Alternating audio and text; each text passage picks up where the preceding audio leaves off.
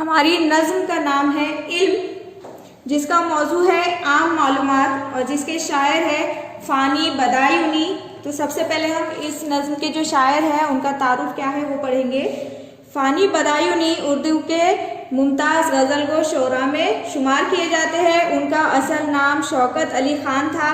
13 सितंबर 1879 को बदायूं के कस्बे इस्लाम नगर में पैदा हुए।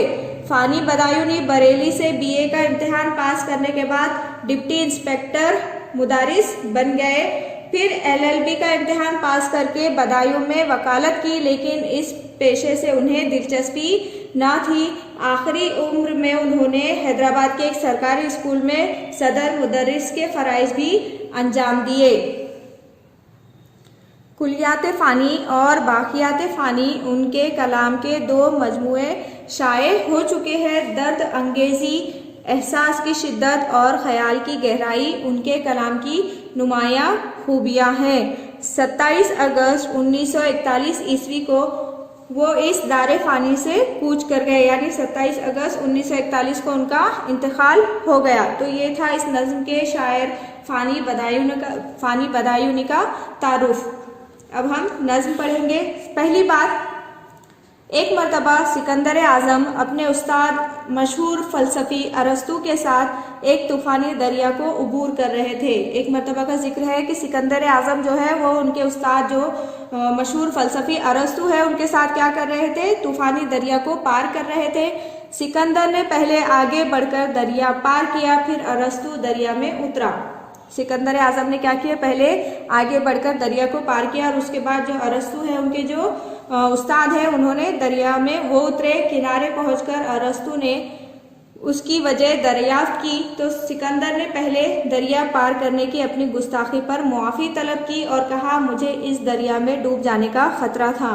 जब अरस्तू ने समंदर के किनारे पर पहुंचकर सिकंदर आज़म से पूछा कि तुम पहले दरिया में क्यों गए थे और मुझे बाद में आने के लिए कहा, तो सिकंदर ने सबसे पहले अपने इस गुस्ताखी की जो है तो मुआफ़ी तलब की, मुआफ़ी मांगी और उन्होंने कहा कि मुझे इस दरिया में जो है तो डूब जाने का ख़तरा था।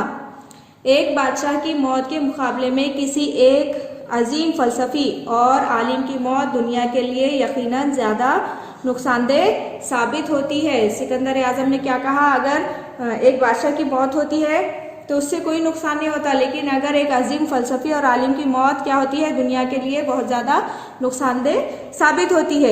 एक मशहूर कौल के मुताबिक एक आलिम की मौत आलम की मौत है। एक मशहूर कौल है जिसके मुताबिक क्या है, एक आलिम की मौत क्या है, एक आलिम की मौत आलम की मौत यानी दुनिया की मौत है। ज़ैल की नज़्म में इल्म की खूबियाँ बड़े दिलकश अंदाज में बयान की गई है। अब हम जो नज़्म पढ़ेंगे उसमें जो है तो इल्म की जो खूबियाँ है वो बहुत ही दिलकश अंदाज में, खूबसूरत अंदाज में बयान की गई है।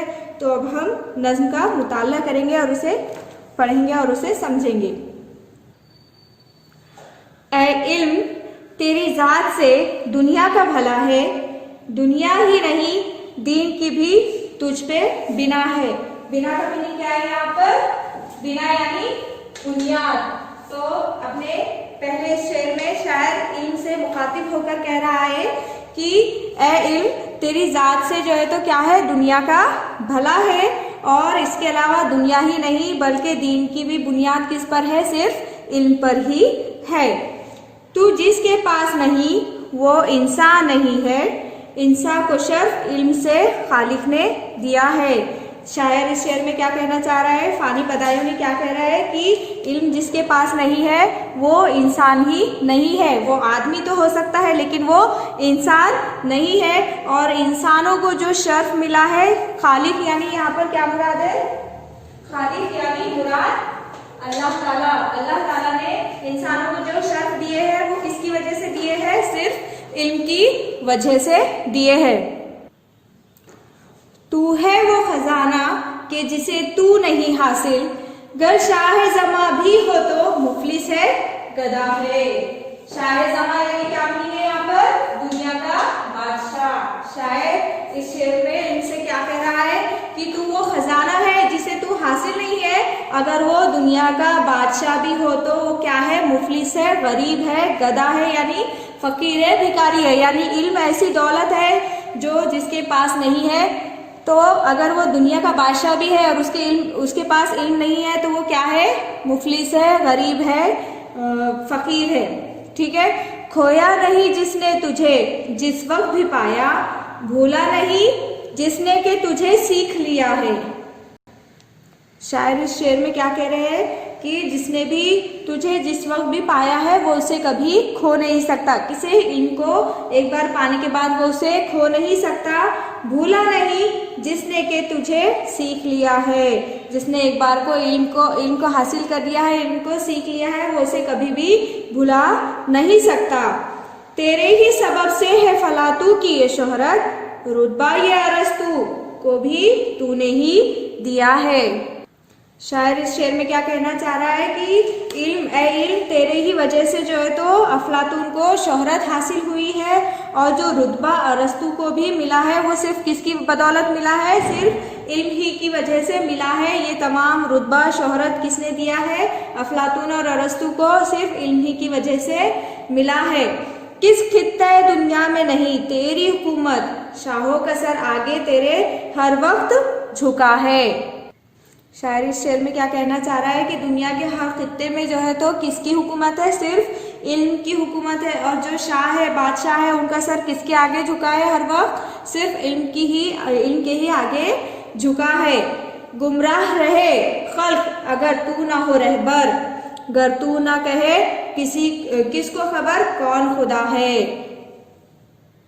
शायर इस शेर में क्या कहना चाह रहा है कि अगर गुमराह रहे खल्क यानी इंसान जो है तो हमेशा गुमराह रहेंगे अगर इन्होंने जो है तो उनकी रहबरी नहीं की तो, और गर तू ना कहे किसको खबर कौन खुदा है। शायर क्या कह रहा है कि अगर इल्म ना हो तो इंसान खुदा को भी ना पहचाने और गुमराह हो जाए।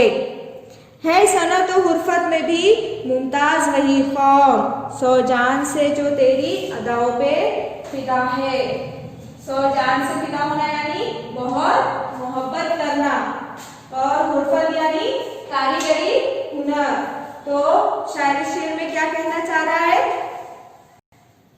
सन्नत और हुर्फत में, कारीगरी में भी वो ही कौम मुमताज है, सबसे अजीम है, सबसे बड़ी है, जिसने सौ जान से मोहब्बत तुझसे की है, यानी बहुत ही ज्यादा मोहब्बत किससे की है?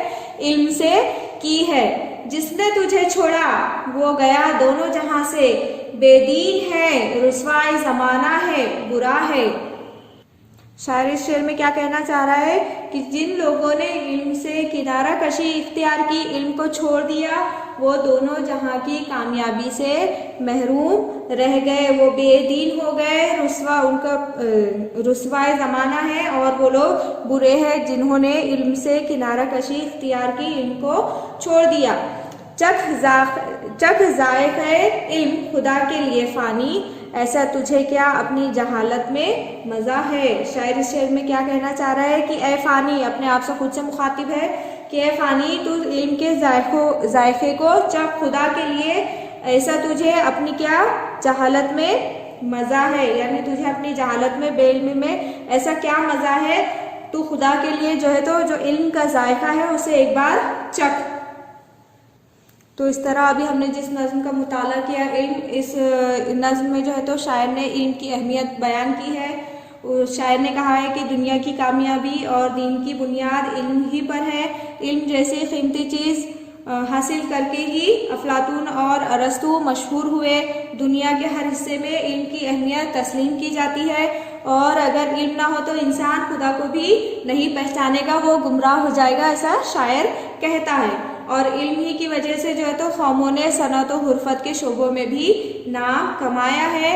और शायर ये कहना चाह रहा है कि जिन लोगों ने इल्म से किनारा कशी इख्तियार की, इल्म को छोड़ दिया, वो दोनों जहां की कामयाबी से महरूम रह गए। इस तरह इस नज़्म में शायर ने किस तरह इल्म की खूबियों को दिलकश अंदाज में बयान किया, उसका भी हमने मुताला किए। Thank you.